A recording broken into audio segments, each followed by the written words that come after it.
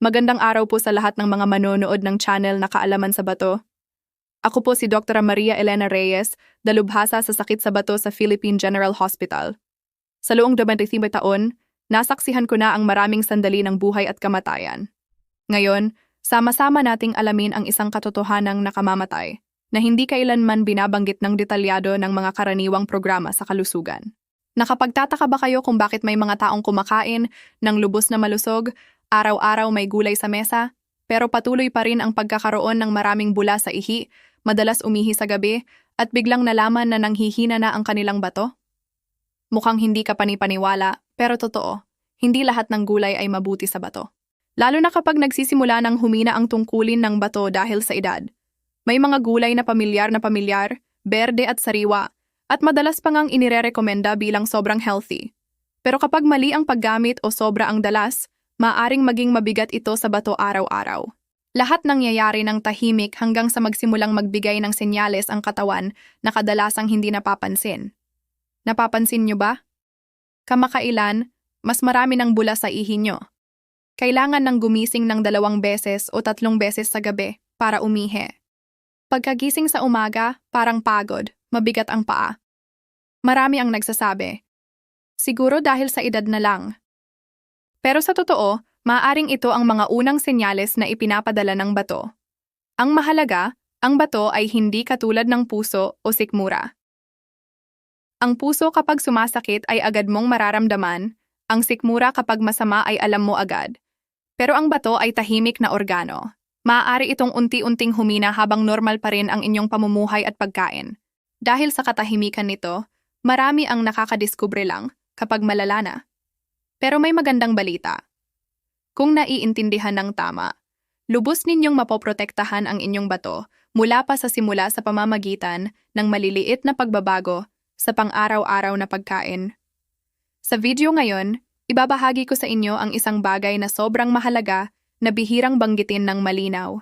3 uri ng gulay na dapat kainin ng may mahinang bato upang bawasan ang pasanin nito, at 3 uri na dapat limitahan o iwasan ng regular kung ayaw ninyong lumala ang bula sa ihi at pag-ihi sa gabi.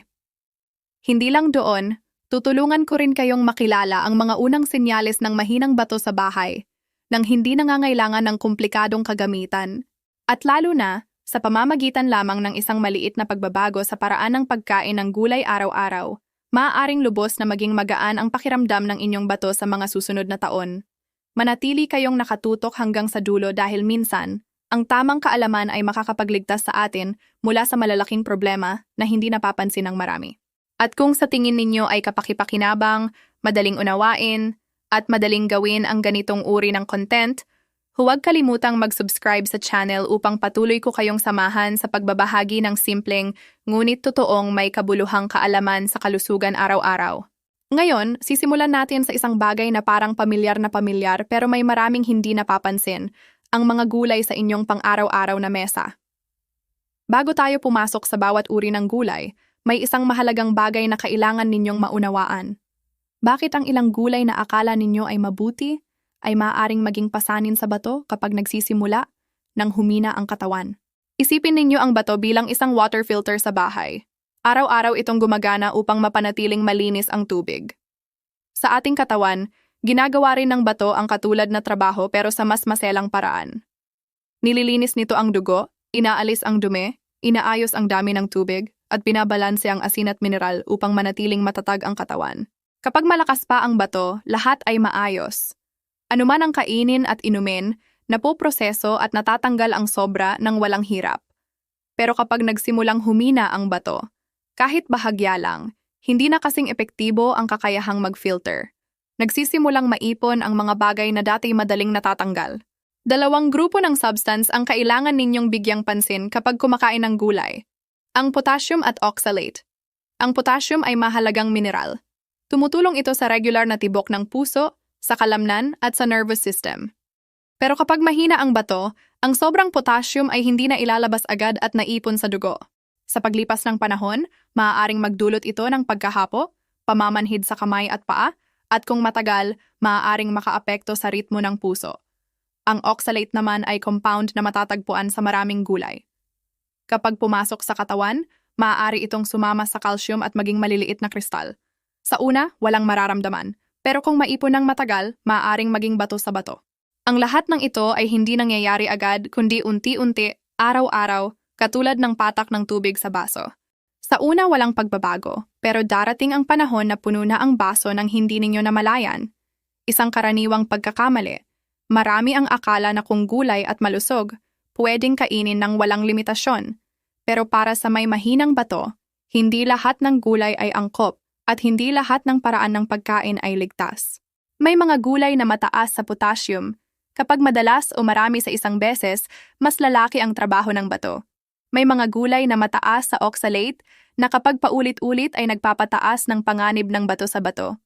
Hindi lang sa uri ng gulay, kundi pati sa paraan ng pagluluto. Marami ang umiinom ng sabaw ng gulay o nag-e-ep ng gulay araw-araw. Ito'y nagpapasok ng maraming natunaw na mineral sa katawan ng sabay-sabay, lalo na sa matatanda. Ang ating bato ay parang makina na matagal nang gumagana. Gumagana pa rin, pero hindi na kasing lakas noon. Kung patuloy ang dating gawi sa pagkain ng walang pagbabago, lalong tataas ang pasanin. Mapanganib dahil hindi agad nagbibigay ng babala ang katawan. Patuloy ang normal na pamumuhay hanggang sa magkaroon ng bula sa ihi, madalas umihi sa gabi, o maging pagod.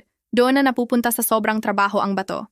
Kaya hindi dapat iwasan lahat ng gulay, kundi dapat malaman kung alin ang angkop, alin ang dapat limitahan, at paano ito lutuin upang hindi mabigat sa bato. At ngayon, pakinggan ninyo ng mabuti dahil may 3 pamilyar na gulay na marami pa ring ginagamit araw-araw, pero hindi alam na nagpapahirap sa bato. Una, ang kangkong. Mga kababayan, ang kangkong ay isa sa pinakapamilyar na gulay sa mesa ng Pilipino. Madaling kainin, madaling lutuin, at madalas na itinuturing na ligtas. Pero ang hindi alam ng marami ay may mga sangkap ito na mahirap iproseso ng mahinang bato kung mali ang paggamit. Una, mataas ito sa potassium. Kailangan ng katawan ang potassium para sa puso at kalamnan. Kapag malakas ang bato, nailalabas ito sa ihi. Pero kapag mahina, naipon ito sa dugo at maaaring magdulot ng pagkahapo, pamamanhid, panghihina ng kalamnan, at problema sa tibok ng puso. Pangalawa, may oxalate din ang kangkong na maaaring maging sanhi ng bato sa bato.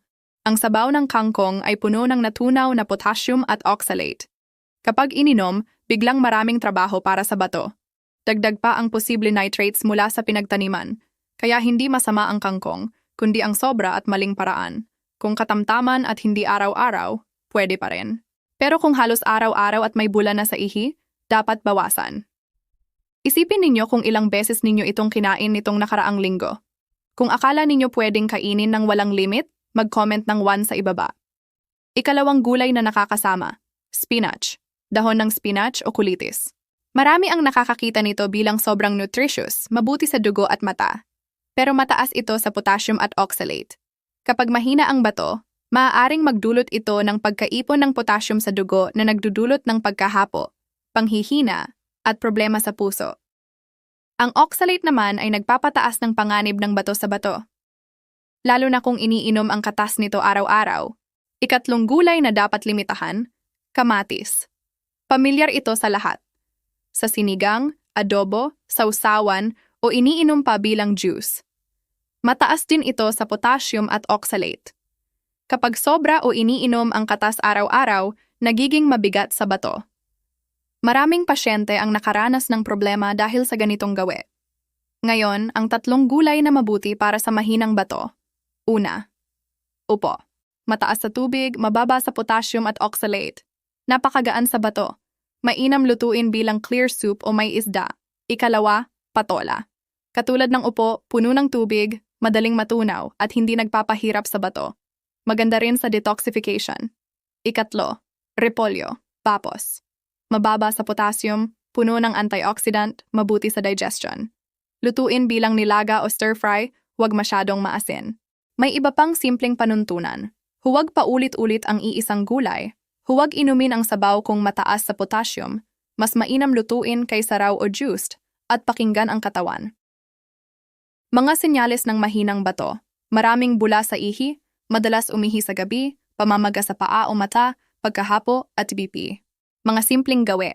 Uminom ng tubig ng pantay-pantay, maglakad araw-araw, bawasan ng asin, iwasan ang gamot ng walang doktor, at matulog ng maayos. Sumasaludo ako sa inyo sa pag-aalaga sa inyong kalusugan. Huwag kalimutang mag-subscribe at ibahagi ang video na ito. Salamat at ingat po kayo.